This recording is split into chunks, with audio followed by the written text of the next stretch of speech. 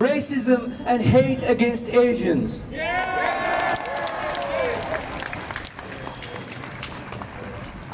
And let me say something else to politicians, because I was one at one time myself. I've seen politicians, they like to keep us in silos.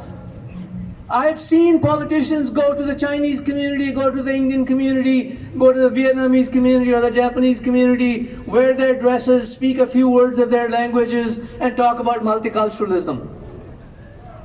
I have never seen them to go to a meeting downtown of business community and talk about multiculturalism. I've never seen them going to regular meetings and speaking Chinese or speaking Punjabi or speaking Japanese and saying, we have multiculturalism in Canada, it is the strength of Canada, diversity is the strength of Canada. I've never seen them do that, because politicians like to have us in silos, in different communities, so they can talk to us. So I have a message for politicians. They need to stand up and talk about multiculturalism, equality, and diversity from one end of the country, from sea to sea to sea, in every meeting they go to. That is how racism has to be stopped.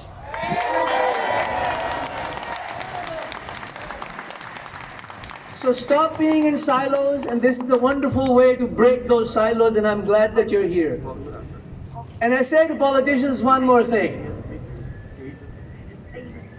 Politics is about winning elections. I know that. I know politicians need to win elections to make change. But once you win elections, please, stand for something. Make some change. Say something to Canadians to change our hearts and minds about racism, about the evil of exclusion. We have a bad history in this country. From First Nations to the Chinese Canadians, to the Indo-Canadians, to the Japanese Canadians, you name it. We have a history. It's not a glorious history. We need to actually learn from that history, and politicians need to learn from that history, stand up each and every day in the legislatures of this country, in the meetings in this country, and condemn racism, support diversity, support equality, real equality, not just have Chinese food or Indian food and go home and think that that's done. Real equality. Equality beyond food and dress. Equality beyond simply speaking a few words of your language. We want real equality. It's time that you politicians delivered that equality for us. Thank you very much. Thank you.